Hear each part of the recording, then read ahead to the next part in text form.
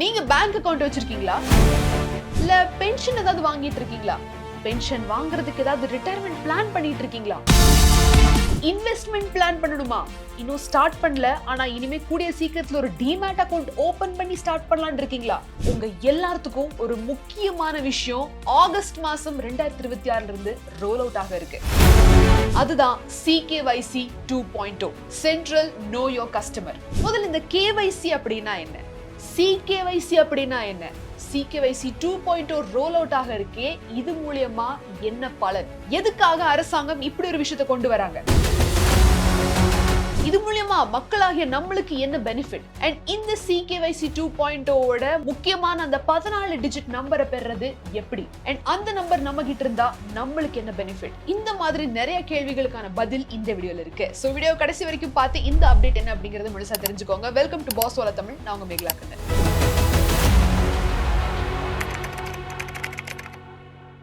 முதல்ல என்ன அப்டேட் அப்படின்னு பாத்தீங்கன்னா, ஆகஸ்ட் 2026 ஆகஸ்ட் மாசம் வரப்போகுது. இந்த மாசத்துல இருந்து உங்களுக்கு CKYC 2.0 ரோல் அவுட் ஆக போகுது அப்படின்னு எதிர்பார்க்கப்படுது. முதல்ல இந்த KYC அப்படின்னா என்ன அப்படிங்கறதுல இருந்து நான் ஸ்டார்ட் பண்றேன். Know your customer. நீங்க பேங்க்ல அக்கவுண்ட் வச்சிருந்தாலும் சரி, இன்சூரன்ஸ் வாங்க போனாலும் சரி, இல்ல SIP டிமேட் அக்கவுண்ட் ஓபன் பண்ண போனாலும் சரி, எந்த விதமான ஃபைனான்சியல் இன்ஸ்டிடியூஷன்ல இருக்கக்கூடிய ப்ராடக்ட்டை நம்ம வாங்கணும் இல்ல இன்வெஸ்ட் பண்ணணும் அப்படின்னா கூட நோ யோர் கஸ்டமர் ப்ராசஸ் மேண்டேட்டரியா பண்ணுவாங்க. நோ யோர் கஸ்டமர் அப்படின்னா என்ன, உங்களோட Aadhaar card, PAN card, passport, in case உங்களோட போட்டோ, அட்ரஸ் ப்ரூஃப், இது எல்லாத்தையுமே ப்ராப்பரா வெரிஃபை பண்ணி முடிக்கிறது இந்த ஃபைனான்சியல் இன்ஸ்டிடியூஷனுக்கு அரசாங்கத்துக்கிட்ட இருந்திருக்கக்கூடிய ஒரு மேண்டேட்டரி லா. எந்த ஒரு கஸ்டமருக்கும் இந்த KYC வெரிஃபிகேஷன் பண்ணாம எந்த ஒரு ப்ராடக்ட்டையும் ஃபைனான்சியல் இன்ஸ்டிடியூஷன்ஸ் வழங்க முடியாது. ஸோ இந்த ஒரு ப்ராசஸ் மேண்டேட்டரி. எதுக்காகனா ஒரு கஸ்டமரோட கம்ப்ளீட் வெரிஃபிகேஷன் பண்றதுக்காக KYC அப்படிங்கிற ஒரு விஷயத்தை பண்ணுவாங்க. இப்போ உங்களுக்கு KYC என்னன்னு தெரிஞ்சிருக்கும்ல, இன்னும் புரியுற மாதிரி எக்ஸாம்பிள் கொடுக்கணும் அப்படின்னா, ஒரு பேங்க் அக்கவுண்ட் ஓபன் பண்றப்போ உங்களோட ஆதார் கார்டு கேட்பாங்க, பேன் கார்டு கேட்பாங்க, பாஸ்போர்ட் சைஸ் போட்டோ கேட்பாங்க. அதெல்லாம் கேட்டு முடிச்சுட்டு உங்களுக்கு இந்த ஆதார்ல இருக்கக்கூடிய ஆதாருக்கு நீங்க எந்த ஒரு ஃபோன் நம்பரை லிங்க் பண்ணிருக்கீங்களோ அந்த ஃபோன் நம்பருக்கு OTP வரப்போகுது, அந்த OTP ஷேர் பண்ணுங்கன்னு சொல்லுவாங்க. ஸோ இது எல்லாத்தையுமே வச்சு ஒரு வெரிஃபிகேஷன் ப்ராசஸ் ஒன்று பண்ணுவாங்க. அப்படி இல்லையா ஒரு டிமேட் அக்கவுண்ட் ஓபன் பண்ணணும் அப்படின்னா உங்களோட ஆதார், பேனு, மற்ற விதமான எல்லா டீடைல்ஸும் சப்மிட் பண்ணி ஒரு 2-3 நாளுக்கு அப்புறம் தான் டிமேட் அக்கவுண்ட் ஓபன் ஆகிறதுக்கு வெரிஃபிகேஷன் முடியும். ஏன் அந்த டைம் எடுத்துக்கிறாங்கன்னா KYC வெரிஃபிகேஷன். ஸோ இப்போ உங்களுக்கு KYC பத்தின எல்லா விவரமும் தெரிஞ்சிருக்கும்.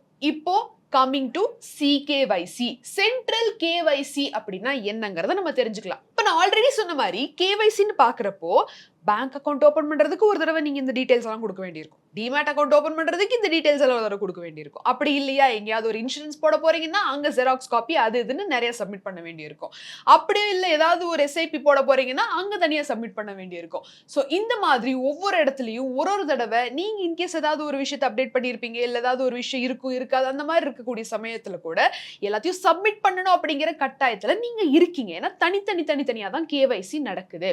இன்கேஸ் இந்த எல்லா இதுவும் under one root central KYC ஒரு இடத்துல உங்களோட KYC ஸ்டோர் ஆயிருந்து அங்கிருந்து இந்த ஃபைனான்சியல் இன்ஸ்டிடியூஷன்ஸ் எதுவா இருந்தாலும் டைரக்டா அவங்க அங்கிருந்து அதை ஆக்சஸ் பண்ணிக்கக்கூடிய ஒரு இது இருந்தா எப்படி இருக்கும், அதுதான் central know your customer.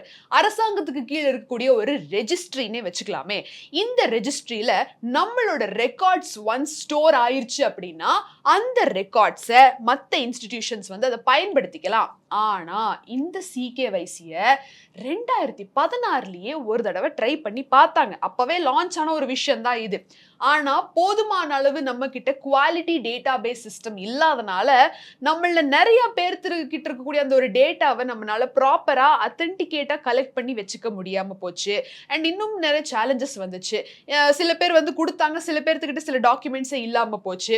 So இப்போ ஆதார் கார்டு எல்லாத்துக்கிட்டையும் மேண்டேட்டரியா இருக்கணும், பேன் கார்டு இருக்கணும், அது லிங்க் ஆயிருக்கணும், அதுக்கு இது இருக்கணும், அதுக்கு அது இருக்கணும்னு இப்ப சில வருஷங்களா தான் நம்ம வந்து ரொம்ப அதை மேண்டேட் பண்ணி எல்லாருமே ப்ராப்பரா வச்சிருக்காங்க. ஆனா 2016 இதை ஸ்டார்ட் பண்ணப்போ நிறைய பேர்த்துக்கிட்ட இந்த போதுமான அளவுக்கான டாக்குமெண்ட்ஸே இருந்தது கிடையாது. ஸோ இப்போ இது சரியான நேரம். இந்த நேரத்தில் எல்லாத்துக்கிட்டையும் இந்த போதுமான அளவு பேசிக் இன்ஃபர்மேஷன் வெரிஃபிகேஷன் பண்ணக்கூடிய அளவுக்கான டாக்குமெண்ட்ஸ் இருக்கு அப்படிங்கிறதுனால இப்போ டேட்டா பேஸ் ஸ்ட்ராங்கா குவாலிட்டியா நடத்துறதுக்கான எல்லா வாய்ப்புகளும் இருக்கிறதால இந்த வருஷம் ஆகஸ்ட் மாசத்துல இருந்து இந்த CKYC 2.0 ஸ்டார்ட் ஆக போகுது. சரி, இது எப்படி வொர்க் ஆகும் அப்படிங்கிறதையும் நான் சொல்றேன். ஒன்ஸ் நீங்க அந்த சென்ட்ரல் நோ யுவர் கஸ்டமர் சிகேஒய்சில ரிஜிஸ்டர் பண்றீங்க அப்படிங்கிறப்போ உங்களுக்கு ஒரு 14 டிஜிட் நம்பர் ஒண்ணு குடுப்பாங்க. இப்போ எப்படி நீங்க வந்து ஒரு ஒரு இடத்துல ஒரு ஒரு விஷயத்த நீங்க வந்து பண்ணணும் அப்படிங்கிறப்போ ஒரு ஃபைனான்ஷியல் இன்ஸ்டிடியூஷன்ல ஒரு ஒரு ப்ராடக்ட் இல்ல சர்வீஸ் வாங்கணும் அப்படிங்கிறப்போ எப்படி உங்களுக்கு இந்த ஒரு ஒரு தடவை நீங்க குடுக்கணும்னு இருக்கோ அந்த மாதிரி எந்த இடத்துலயும் உங்களோட ஆதார் கார்டோ, பான் கார்டோ, பாஸ்போர்ட்டோ எதையுமே நீங்க திருப்பி திருப்பி சப்மிட் பண்ணிட்டு இருக்கணும்ன்ற அவசியம் இல்ல. இந்த ஒரே ஒரு 14 டிஜிட் நம்பர் உங்களுக்கு வந்துருச்சுன்னா போதும். அந்த நம்பரை நீங்க ஷேர் பண்ணாலே இமிடியேட்டா அந்த ஒரு இன்ஸ்டிடியூஷன் சிகேஒய்சிலயே உங்களோட ரெக்கார்டை வந்து எக்ஸ்ட்ராக்ட் பண்ணிக்குவாங்க. இதுதான் இந்த ப்ராசஸ். சோ இந்த 14 டிஜிட் உள்ள நம்பர் உங்களுக்கு கிடைக்க போகுது. சோ கூடிய சீக்கிரத்துல இதை அபிஷியலா வந்து அனௌன்ஸ் பண்ணுவாங்க. அதுக்கான ப்ராசஸ் என்ன அப்படிங்கறத எக்ஸ்பிளைன் பண்ணுவாங்க. இப்போ இந்த சிகேஒய்சியோட அந்த 14 டிஜிட் நம்பரை பெறது எப்படின்னு தெரிஞ்சுக்கிறதுக்கு முன்னாடி ஒரு முக்கியமான விஷயத்தை நான் சொல்றேன். உங்கள எத்தனை பேர் இப்போ இன்சூரன்ஸ் வாங்க பிளான் பண்ணிட்டு இருக்கீங்க? இன்சூரன்ஸ் அப்படிங்கிறது ரொம்ப ரொம்ப இம்பார்ட்டன்டான விஷயம். நம்ம எப்படி பேங்க் அக்கவுண்ட் வச்சிருக்கோமோ, எப்படி நம்மளுக்கு பென்ஷன், ரிட்டையர்மெண்ட், இன்வெஸ்ட்மெண்ட் இது எல்லாத்தையும் பிளான் பண்றோமோ, அதே மாதிரி நம்மளோட சேஃப்டி, நம்ம குடும்பத்தோட சேஃப்டியை நம்ம தான் பிளான் பண்ணி ஆகணும். எதுக்காக இன்சூரன்ஸ் வாங்குறோம் அப்படின்னு பாத்தீங்கன்னா, நம்ம இல்லைன்னா கூட நம்மளோட குடும்பம் அந்த கஷ்டத்தை அனுபவிக்க கூடாது. அவங்க வந்து நம்மளுக்கு அப்புறம் மத்தவங்க கிட்ட போய் ஃபைனான்ஷியலி கையேந்தி நிக்க கூடாது அப்படிங்கிறதுக்காக இன்சூரன்ஸ் வாங்குறோம். எந்த அளவுக்கு ரொம்ப முக்கியம்ன்றது நம்ம இருக்கிறப்ப தெரியாது. நம்ம இல்லாதப்ப அவங்க கஷ்டப்படக்கூடாது அப்படிங்கிற அந்த ஒரு தாட்ல தான் அந்த ஒரு கான்சிக்வென்ஸ் புரியும். அண்ட் டேர்ம் இன்சூரன்ஸ் அப்படிங்கிறப்ப நிறைய பேர் அதை வந்து நெக்லெக்ட் பண்ற ஒரு தாட்ல இருப்போம். ஆனா டேர்ம் இன்சூரன்ஸ் இருந்தா குடும்பம் எந்த இடத்துலயும் அவங்க தலை குனிஞ்சோ இல்ல ஒருத்தர்கிட்ட போய் கையேந்தியோ நிக்க வேண்டியது இல்லை அப்படிங்கிறத உணருங்க. அண்ட் அது மட்டும் இல்லாம இன்னும் ஹோம் லோன் அது இது நிறைய கடன் வச்சிருக்கிறவங்க தயவு செஞ்சு டேர்ம் இன்சூரன்ஸை வாங்காம இருக்காதீங்க. நீங்க நினைக்கலாம் டேர்ம் இன்சூரன்ஸ் எல்லாம் வாங்கணும்னா நிறைய செலவாகும், அது தனியா ஒரு இதுல போட்டு வைக்கணும் அப்படிங்கறதெல்லாம் இல்ல. டேர்ம் இன்சூரன்ஸுக்கு மாசம் 400 இருந்து 500 ரூபாய் நீங்க எடுத்து வச்சாலே போதும். உங்களோட யங் ஏஜ்ல உங்களுக்கு கோடிக்கணக்கான கவரேஜ் உள்ள டேர்ம் இன்சூரன்ஸே கிடைக்குது. அதுவும் 15% டிஸ்கவுண்டோட. சிறந்த டேர்ம் இன்சூரன்ஸை கம்பேர் பண்ணி பார்த்து எது உங்களுக்கு சிறந்ததா இருக்கும்னு நீங்க தேர்ந்தெடுத்து வாங்கிக்கலாம். எந்த அளவுக்கு டேர்ம் இன்சூரன்ஸ் முக்கியமோ அதே அளவுக்கு ஹெல்த் இன்சூரன்ஸ் ரொம்ப ரொம்ப முக்கியம். ஒரு ஹெல்த் எமர்ஜென்சி அப்படிங்கறது சொல்லிட்டு வராது. சோ அதுக்கு தான் எமர்ஜென்சின்னு சொல்றோம். அந்த எமர்ஜென்சிக்கு நம்ம தயாரா இருக்கிறதுக்கு இன்னைக்கு முடிவு பண்ணலாம். அதுக்கு தான் ஹெல்த் இன்சூரன்ஸ் வாங்கி வைக்கணும். ஒரு ஹாஸ்பிட்டல் பில்ல மொத்த சேவிங்ஸும் காணாம போயிடும். சோ அதில இருந்து நீங்க தப்பிக்கணும்னா ஹெல்த் இன்சூரன்ஸ் ரொம்ப ரொம்ப அவசியமானது. மாசம் 400 இருந்து 500 ரூபாய் உங்களால எடுத்து வைக்க முடிஞ்சா கோடிக்கணக்கான கவரேஜ் உள்ள ஹெல்த் இன்சூரன்ஸ் நீங்க வாங்கலாம். 1 இல்ல 2 இல்ல 50க்கும் மேலான மோஸ்ட் ட்ரஸ்டட் இன்சூரன்ஸ் பார்ட்னர்ஸ்க்கு நடுவுல நீங்க உங்களுக்கு எது சிறந்ததுன்னு கம்பேர் பண்ணி பார்த்து உங்க ரிக்வயர்மெண்ட்டுக்கு தகுந்த மாதிரியான இன்சூரன்ஸ் நீங்க வாங்கலாம். அதுவும் 25% டிஸ்கவுண்டோட. உங்களுக்கு டெடிகேட்டட் ரிலேஷன்ஷிப் மேனேஜரும் இருப்பாங்க. எந்த விதத்திலையும் நீங்க தலையை கெடுத்துக்க வேண்டியதில்ல. இப்ப நான் சொன்ன இந்த ஹெல்த் அண்ட் டேர்ம் இன்சூரன்ஸை பத்தி நீங்க நிறைய தெரிஞ்சுக்கணும் அப்படின்னா டிஸ்கிரிப்ஷன்ல லிங்க் இருக்கு, செக் பண்ணி பாருங்க. நிறைய விஷயத்தை தெரிஞ்சுக்கோங்க, கம்பேர் பண்ணி பாருங்க. எது கரெக்டா இருக்கும், எதுல பிரீமியம் கம்மியா இருக்கு, நல்ல கவரேஜ் எதுல கிடைக்குது, நல்ல ஒரு பெனிஃபிட்ஸ் எதுல கிடைக்குதுன்னு பார்த்து சிறந்ததை தேர்ந்தெடுங்க. டிஸ்கிரிப்ஷன்ல லிங்க் இருக்கு, செக் பண்ணி பாருங்க. சரி, இப்போ இந்த 14 டிஜிட் உள்ள இந்த சிகேஒய்சி நம்பரை நான் எப்படி பெறுறது அப்படின்னு பாத்தீங்கன்னா ரொம்ப ரொம்ப simple.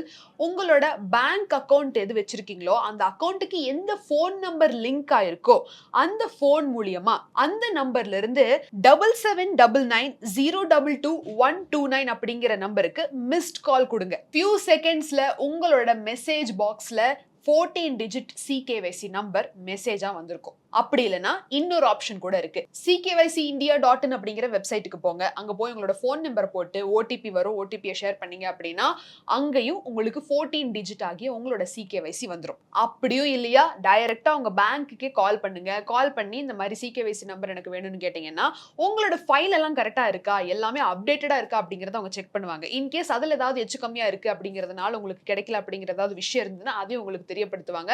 Once it is corrected உங்களுக்கு அந்த ஒரு நம்பர் கிடைச்சிரும்.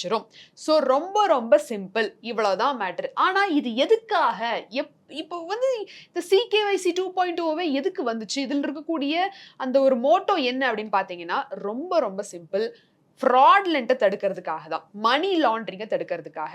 அண்ட் இன்னொன்னு எந்த இடத்துலையும் இந்த தெஃப்ட், அப்புறம் இந்த வெரிஃபிகேஷன் சரியாம நடக்கக்கூடிய ஃப்ராடு, அதுக்கப்புறம் பணத்தை ஏமாத்தக்கூடிய ஃப்ராடு, இந்த கரெக்டான கஸ்டமருக்கு தான் நம்ம இந்த ப்ராடக்ட்டையும் சர்வீஸையும் கொடுத்துக்கிட்டு இருக்கோமா, இல்ல அது மூலமா நிறைய பேர் மோசம் போயிட்டு இருக்காங்களா அப்படிங்கிற விஷயத்தை வந்து கட்டுப்படுத்துறதுக்காக இன்னும் சில பல செக்யூரிட்டி ரீசன்ஸ்க்காக இந்த CKYC 2.0 ரோல் அவுட் ஆக போகுது. சோ இதுக்கு ஏதாவது டெட்லைன் இருக்குமா அப்படின்னு கேட்டா எந்த டெட்லைனும் கிடையாது. உங்களோட CKYC 14 டிஜிட் நம்பரை நீங்க எப்ப வேணாலும் பெறலாம். சோ அதை வச்சுக்கிட்டீங்கன்னா உங்களுக்கு தான் ரொம்ப ஈஸியா இருக்கும். அதுவும் போக இதோட பெனிஃபிட்ஸ் என்னன்னு பாத்தீங்கன்னா ப்ராசஸ் வந்து ரொம்ப குவிக்கா சீக்கிரமா நடக்கும். ஏதாவது ஒரு அக்கௌண்ட் ஓபன் பண்ண போறீங்க, டிமேட் ஓபன் பண்ண போறீங்கன்னா ஒரு 2-3 நாள் ஆகும் அந்த ஒரு வெரிஃபிகேஷன் ப்ராசஸ் முடியறதுக்கு. சோ இனிமே உங்களோட CKYC நம்பர் இருக்கிறப்போ அந்த இது வந்து சீக்கிரமா முடியும். 2-3 நாள் டைம் எடுத்துக்காம அதை விட கம்மியான டைம்லயே உங்களோட வெரிஃபிகேஷன் ப்ராசஸ் ஈஸியா முடிஞ்சிடும். அண்ட் இது உங்களுக்கு இன்னொரு வகையில ஒரு விதமான ஸ்கோரையும் கொடுக்குது. ஓகே, இந்த ஒரு பர்டிகுலர் கஸ்டமர் அத்தென்டிகேட்டா இந்த CKYC இருக்கக்கூடிய ஒரு கஸ்டமர், சோ எந்த விதத்திலயும் உங்களை வந்து நம்ம டவுட்டோ இல்ல இந்த ப்ரொஃபைல் மேட்ச் ஆகாத மாதிரியான ஏதாவது வேற ஏதாவது பேக்ரவுண்ட் இருக்கும் அப்படிங்கிற மாதிரியான டவுட் உங்களுக்கு வழங்கக்கூடிய இன்ஸ்டிடியூஷனுக்கு வராது. சோ உங்களோட ப்ரொஃபைலும் நீட்டா இருக்கும். சோ இது யாருக்கெல்லாம் பொருந்தும் அப்படிங்கிற கேள்வி உங்கள நிறைய பேருக்கு இருக்கு. யாருக்கு பொருந்துங்கிறது ரொம்ப சிம்பிளான லாஜிக் தான். இப்போ நீங்க பேங்க் அக்கவுண்ட் வச்சிருக்கீங்க, அப்படி இல்ல உங்களுக்கு பென்ஷன் ஏதாவது வந்துகிட்டு இருக்கு, இல்ல நீங்க பென்ஷன் வாங்க போறீங்க, இல்ல நீங்க இப்பதான் இன்வெஸ்ட் பண்ண ஸ்டார்ட் பண்ணலாம்னு இருக்கீங்க, இல்ல ஆல்ரெடி இன்வெஸ்ட் பண்ணிட்டு இருக்கிறவங்களா இருந்தாலும் சரி, இன்சூரன்ஸ் ஏதாவது வாங்கியிருக்கீங்களா, இல்ல வாங்கணும்னு பிளான் பண்ணிட்டு இருக்கிறவங்களுக்கா இருந்தாலும் சரி. சோ இந்த மாதிரி பேசிக் லெவல்ல நம்ம எல்லாருமே வச்சிருக்கக்கூடிய அந்த ஒரு விஷயம் பேங்க் அக்கவுண்ட். சோ உங்களுக்கு தெரியும் இது வயசு வித்தியாசம் இல்லாம ஆல்மோஸ்ட் மெஜாரிட்டி ஆஃப் பீப்புளுக்கு பொருந்தக்கூடிய ஒரு விஷயம் தான். அவங்களுக்கு ரொம்ப யூஸ்ஃபுல்லா இருக்கக்கூடிய தெரிஞ்சுக்க வேண்டிய ஒரு விஷயம் தான். சோ இன்னைக்கு வீடியோல KYC அப்படின்னா நிறைய இடத்துல கேள்விப்பட்டிருப்பீங்க. ஆனா ஆக்சுவலா நோ யுவர் கஸ்டமர்னா என்ன அண்ட் CKYC னா என்ன, இப்ப ரோல் அவுட் ஆக இருக்க CKYC 2.0 னா என்ன அப்படிங்கிற எல்லா விஷயத்தையும் தெரிஞ்சுக்கிட்டு இருந்திருப்பீங்க. இந்த வீடியோ உங்களுக்கு பிடிச்சாலும் கமெண்ட் பண்ணுங்க, பிடிக்காட்டியும் கமெண்ட் பண்ணுங்க. உங்களுக்கு ஏதாவது டவுட்ஸ் அண்ட் குவெரிஸ் இருக்கு அப்படின்னா அதையும் கமெண்ட் செக்ஷன்ல சொல்லுங்க. நான் உங்களுக்கு அதை கிளியர் பண்றேன். மீண்டும் ஒரு சுவாரஸ்யமான பகுதியில் நான் உங்களை வந்து சந்திக்கிறேன். Until then is Meghala Kannan signing off. நன்றி, வணக்கம். பிராண்ட் பார்ட்னர்ஷிப் மற்றும் அட்வர்டைசிங் என்குயரிஸ்க்கு brand@bosswala.com என்ற இமெயில் ஐடிக்கோ அல்லது 9108014192 என்ற வாட்ஸ்அப் எண்ணை தொடர்பு கொள்ளலாம். Bosswala, be the boss.